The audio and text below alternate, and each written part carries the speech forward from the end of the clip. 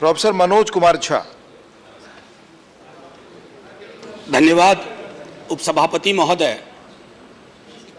मेरी माँ टेलीविजन देख रही थी, उन्होंने मुझे व्हाट्सएप पे एक मैसेज भेजा कि मनोज कूल रहना बोलने में। मैं कोशिश करूंगा मैं कूल रहूं। कृपया बोलने दे, कृपया ट्रेजरी बेंचेस से मेरा आग्रह, बोलने दे, कृपया बोलने दे। माननीय मनोज झा जी, आप चेयर की तरफ देखकर एड्रेस करें, आपकी बात ही रिकॉर्ड पे। सर उधर भी देखने का मन कर जाता है।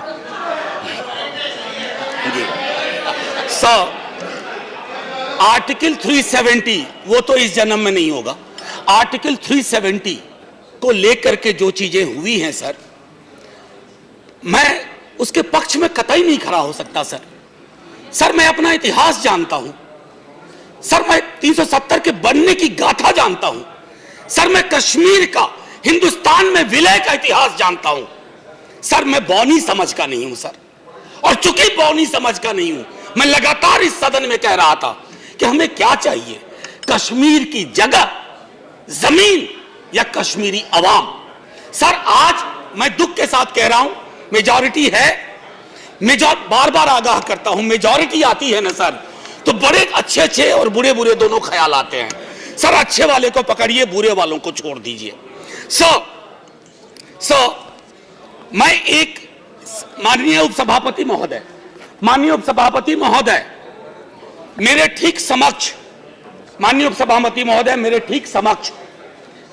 माननीय विधि मंत्री बैठे हुए हैं सर। 1966 में इंदिरा जी को लिखा हुआ जयप्रकाश नारायण जी की चिट्ठी पढ़ रहा हूं, और इसको मान लीजिए आज की तिथि में मेरी चिट्ठी आदरणीय गृह मंत्री जी और आदरणीय प्रधानमंत्री जी के नाम, मैं जेपी की चिट्ठी पढ़ रहा हूं। The Kashmir question has plagued this country for very many years. It has cost us a great deal materially and spiritually. We profess democracy, but rule by force in Kashmir. मैं नहीं कह रहा सर, जेपी कह रहे हैं, अब उनको सोली पे मत टांगिएगा। Unless we have auto-suggested ourselves into believing that the general elections have expressed the will of the people. Sir मैं अगले पैराग्राफ में जा रहा हूं, बड़ी लंबी चिट्ठी है। That problem exists not because Pakistan wants to grab Kashmir, but because there is a deep and widespread political discontent among the people. The people of India might be kept in the dark about the true state of affairs in the valley, but every chancellery in New Delhi knows the truth, sir.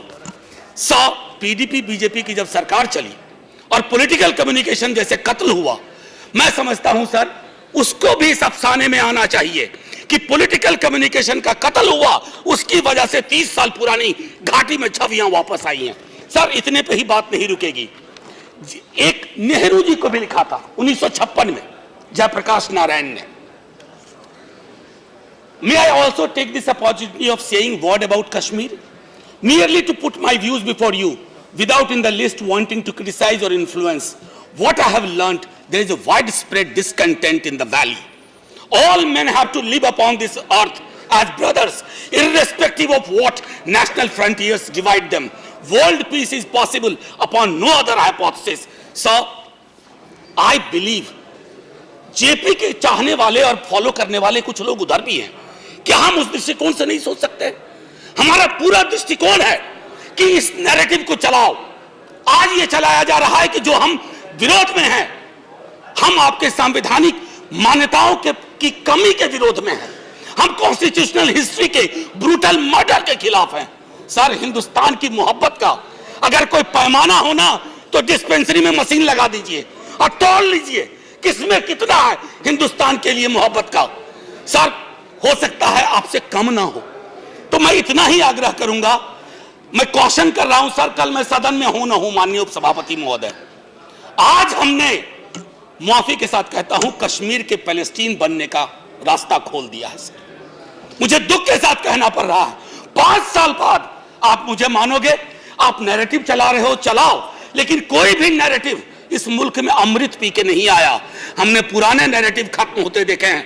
मैं सिर्फ हाथ जोड़ के विनती करता हूं, अहंकार त्यागिए, कश्मीरियों को गले लगाइए, तब कश्मीर अपने आप गले लग जाएगा। आपने अलग कर दिया, वो मुझे दुख है। आज सर मैं कभी टोका टाकी नहीं करता हूं। सर माननीय उपसभापति महोदय, आपका प्रोटेक्शन चाहिए। आप बोले। वैसे भी बहुत बड़ी मेजॉरिटी है और यहाँ जिस प्रकार से लोग इधर से उधर जा रहे हैं, आप इधर देख तो बड़ा डर भी लगता रहा। आप झा जी, अठवले साहब, प्रोफेसर, इस जन्म में संभव नहीं है। एनीवे साहब, सर मैं आगे क्या कहूं, बस इतना। दोस्तों आप इधर बोल, आप अपनी बात कंक्लूड। सर मैं कंक्लूड ही, आप चेयर को देकर संबोधित करें, आप ही की बात रिकॉर्ड पे जाए। मैं अगर आपको कह रहा हूं कि अगर दिन ऐतिहासिक है तो ऐतिहासिक दृष्टि भी होनी चाहिए ना, सुनने की संवेदना भी होनी चाहिए, क्योंकि आज इतिहास दर्ज कर रहा है। सर आज हो सकता है हम में से कुछ को फिक्टिशियसली विलेन बना के पेश किया जाए, लेकिन मैं इस बात को आपके सामने दावे के साथ कहता हूं, 5 साल बाद जेपी की यह चिट्ठी पढ़ी जाएगी और कहा जाएगा कि सदन में कुछ लोग थे जिन्होंने अपनी सरकार को आगाह किया। जय हिंद सर। धन्यवाद।